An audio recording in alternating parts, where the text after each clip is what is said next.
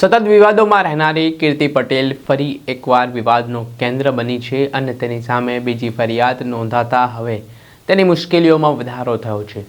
થોડાક દિવસ પહેલાં જૂનાગઢના ભવનાથના મેળામાં શાહી સ્નાનમાં મૃગીકુંડમાં જે તે સ્નાન કરતી જોવા મળીને આના કારણે સાધુ સંતો દ્વારા પોતાની નારાજગી દર્શાવવામાં આવી રહી છે અને જે તે સમયે ત્યાં પોલીસ અધિકારી પહોંચે છે ત્યારે પોલીસ અધિકારી સાથે પણ ઉદ્ધતાઈ ભર્યું વર્તન કરે છે અને ધમકી આપતી હોય તેવા આક્ષેપો કીર્તિ પટેલ સામે આવ્યા છે અને તે મામલે તેની સામે ગુનો પણ નોંધાયો હતો. જોકે વધુ એક ફરિયાદ થઈ છે. કોણે આ ફરિયાદ કરી છે, શું સમગ્ર મામલો છે, વિગતે વાત કરીએ. વૈષ્ણવજન તો તેને કહીએ જે પીડ પરાઈ જાનાને રે. નમસ્કાર દર્શક મિત્રો, નવજે ન્યૂઝમાં આપનું સ્વાગત છે. હું છું ફૈઝાન. જૂનાગઢમાં ભવનાથનો મહાશિવરાત્રિને લઈને મેળો ચાલી રહ્યો છે. લાખો શ્રદ્ધાળુઓ છે તે મહાદેવજીના દર્શન માટે જૂનાગઢ ખાતે પહોંચી રહ્યા છે. ત્યારે સતત વિવાદોથી ઘેરાયેલી કીર્તિ પટેલ ફરી એકવાર વિવાદમાં આવ્યું છે અને હવે 2 જેટલા ગુના કીર્તિ પટેલ સામે નોંધાતા તેની મુશ્કેલીઓમાં વધારો થયો છે. હવે ઘટના સોશિયલ મીડિયા પર થોડા દિવસ પહેલાં વાયરલ થઈ હતી, જેમાં મૃગીકુંડ જે સાધુ સંતો માટે શાહી સ્નાન કરવા માટેની જગ્યા છે, ત્યાં સામાન્ય માણસો પર પ્રતિબંધ છે, છતાં ત્યાં કીર્તિ પટેલ ભગવા કપડાં પહેરીને મૃગીકુંડમાં શાહી સ્નાન કરવા માટે પહોંચી જાય છે અને સાધુ સંતો વચ્ચે સ્નાન કરતી પણ નજરે પડે છે. જોકે આને લઈને આ બાબતની જાણ ઇન્દ્ર ભારતી બાપુને થતાં ઇન્દ્ર ભારતી બાપુએ પ્રશાસનને જાણ કરીને ત્યારબાદ ત્યાં હાજર જે સુરક્ષાકર્મીઓ છે તે કીર્તિ પટેલને બહાર જવા માટે કહે છે અને ત્યારબાદ પોલીસને જાણ કરવામાં આવતા પોલીસ અધિકારી પણ ત્યાં પહોંચે છે, જેમાં મહિલા પોલીસ અધિકારી જે કે મોડ સાથે કીર્તિ પટેલની ઉગ્ર બોલાચાલી થાય છે ને જે ઘટનાક્રમનો વિડીયો સોશિયલ મીડિયા ઉપર સામે આવ્યો હતો.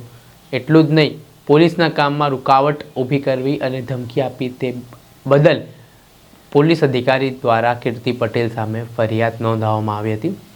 આ એક ફરિયાદ તો ઠીક, પરંતુ હવે બજરંગદાસ બાપુ પણ મેદાને આવ્યા છે.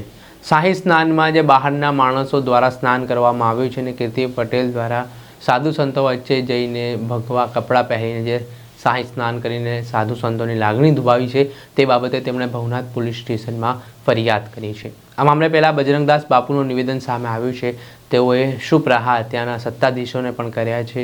સાથે જે ભવનાથના મેનેજમેન્ટમાં જોડાયેલા સાધુ સંતો છે તેમને લઈને પણ નારાજગી વ્યક્ત કરતા શું વાત કહી છે તે સાંભળો.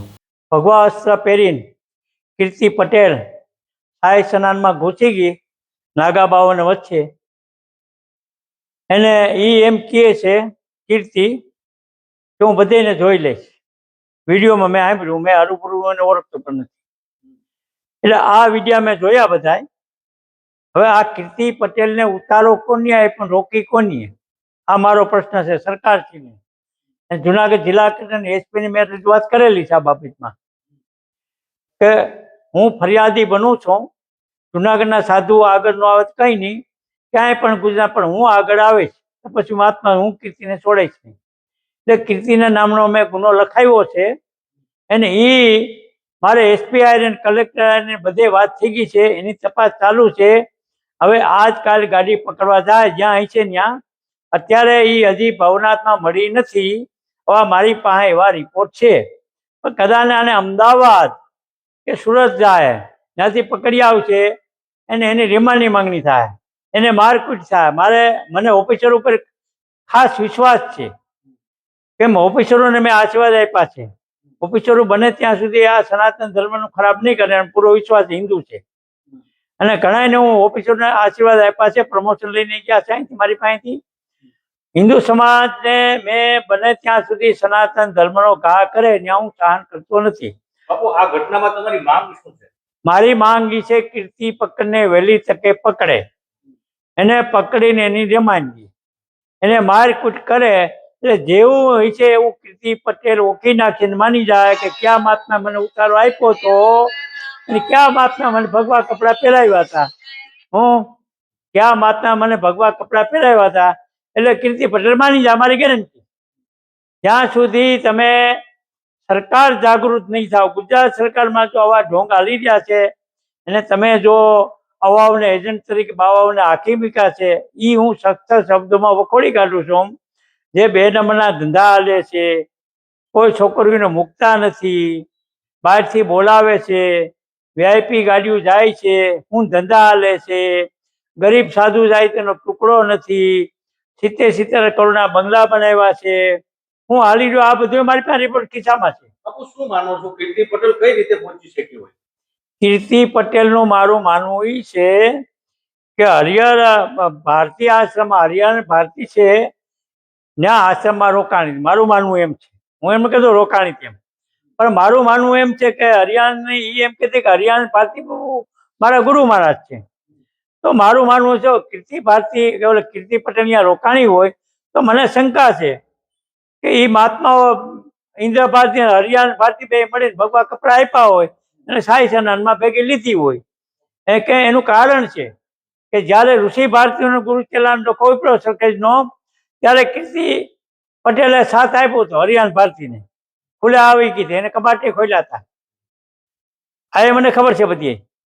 એટલે આ ફરિયાદમાં મારો અનુભવ છે કે જુનાગઢના સાધુ, ગુજરાતના સાધુ કોઈ આગળ આવ્યા નથી, હું આગળ આવ્યો છું. હું તપસ્વી મહાત્મા, સરકારશ્રીને પણ મારી આ રજૂઆત છે કે આની ધરપકડ કરીને આની રિમાન્ડ થવી જોઈએ. કોણ નિવેદન લઈ ગયું છે તમારું પોલીસ? મારું નિવેદન લઈ ગયા ત્યાં ઓરદારા સાહેબે મેં આપ્યું છે, ત્યાં ભવનાથમાં પટેલ સાહેબને આપ્યું છે. એમાં કોઈ બાપોમાં ફેરફાર નહીં પડે.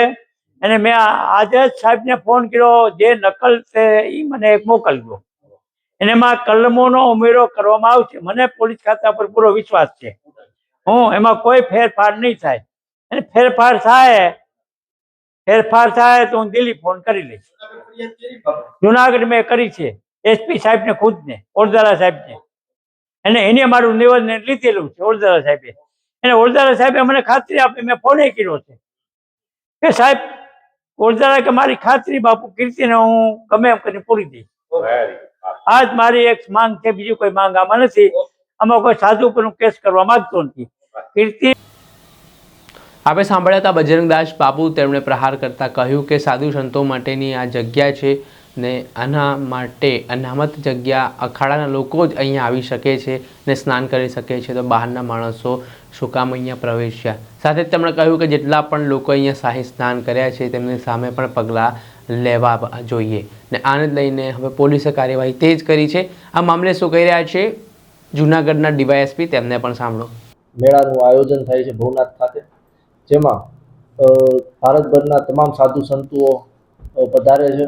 અને આ મહાશિવરાત્રિના મેળામાં જે રવેડી હોય છે તે પૂર્ણ થયા બાદ ભવનાથ મંદિર ખાતે આરતી કરવામાં આવે છે. અને ત્યારબાદ ભવનાથ મંદિર ખાતે જે મૃગીકુંડ આવેલું છે તેમાં સાધુઓ સ્નાન કરતા હોય છે.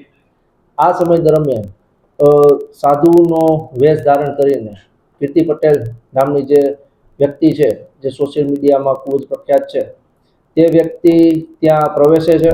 અને ત્યાં ફરજ પરના હાજર અધિકારી જે હોય છે કે જે મોડ કરીને પીઆઈ, તેમની સાથે બીભત્સ વર્તન કરે છે.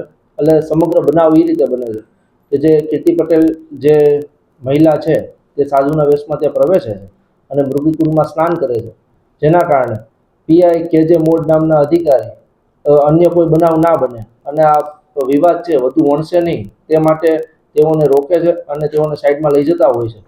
આ સમય દરમિયાન કીર્તિ પટેલ જે છે તે મહિલા અધિકારી સાથે ખરાબ વર્તન કરે છે, અશોભનીય વર્તન કરે છે અને તેઓને જાનથી મારી નાખવાની ધમકી આપે છે.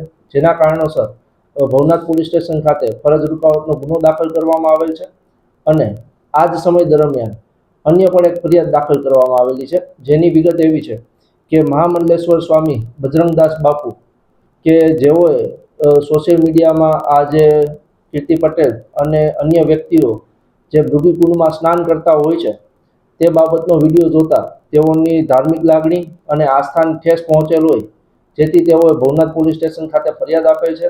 અને બીએનએસની કલમ 298, 299 અને 196 A અને B અંતર્ગત ફરિયાદ દાખલ કરવામાં આવેલ છે. જેમાં જે કોઈ પણ વ્યક્તિએ આ મૃગીકુંડમાં સ્નાન કરેલ હશે તેઓ તમામ વિરુદ્ધ તેઓ ફરિયાદ આપેલ છે. અને કીર્તિ પટેલને તેઓ જોએ ઓળખતા હોય તેમના વિરુદ્ધ નામજોગની ફરિયાદ આપેલ છે. સર, કીર્તિ પટેલની અટકાયત કરવામાં પોલીસ ડિપાર્ટમેન્ટ કેવી કાર્યવાહી કરી રહી છે? હાલ તેને પકડવા માટે ધરપકડ સારું વિવિધ ટીમો અને વિવિધ ચક્રો ગતિમાન કર્યા છે. તાજેતરમાં તે ટૂંક સમયમાં તેની માહિતી મળી આગળની કાર્યવાહી હાથ ધરવામાં આવશે. કીર્તિ પટેલ સાથે એક મહિલા પીએ પણ છે, એમની વિરુદ્ધ ફરિયાદ દાખલ થઈ છે કે કેમ?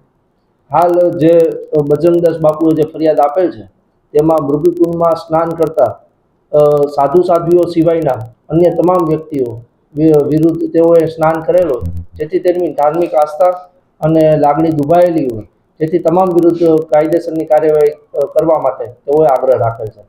મહિલા પીએ છે તે ફરજ પર હતા કે કેમ? હાલ તે દિશામાં તપાસ ચાલુ છે. આપણે સાંભળીએ તો જૂનાગઢના ડીવાયએસપી પરમાર તેમણે સમગ્ર ઘટનાને લઈને માહિતી આપી છે ને કીર્તિ પટેલ સામે જે 2 જેટલી ફરિયાદો થઈ છે તેને લઈને તેમણે વાત કરતાં કહ્યું કે હવે પોલીસ દ્વારા કીર્તિ પટેલની ધરપકડ માટે તપાસના ચક્રો ગતિમાન કરવામાં આવ્યા છે, પરંતુ આખો જે સમગ્ર વિવાદ સામે આવ્યો હતો તે ઘટનામાં કીર્તિ પટેલે ઇન્દ્ર ભારતી બાપુ ઉપર ઠીકરું ફોડ્યું હતું, તેને લઈને વિવાદ પણ વકર્યો હતો. જો કે સાધુ સંતોના કહેવા પ્રમાણે જે એક લાઈવ કરવાની વાત કીર્તિ પટેલે કરી હતી તે માંડી વાળવાનો નિર્ણય છે તેના દ્વારા કરવામાં આવ્યો હતો. દર્શક મિત્રો, હવે જોઈએ આ વિવાદમાં શું નવો વળાંક આવે છે. આ ઘટનાથી જોડાયેલા અપડેટો આપણા સુધી પહોંચાડતા રહીશું, એટલે નવજીવન ન્યૂઝ જોતા રહો.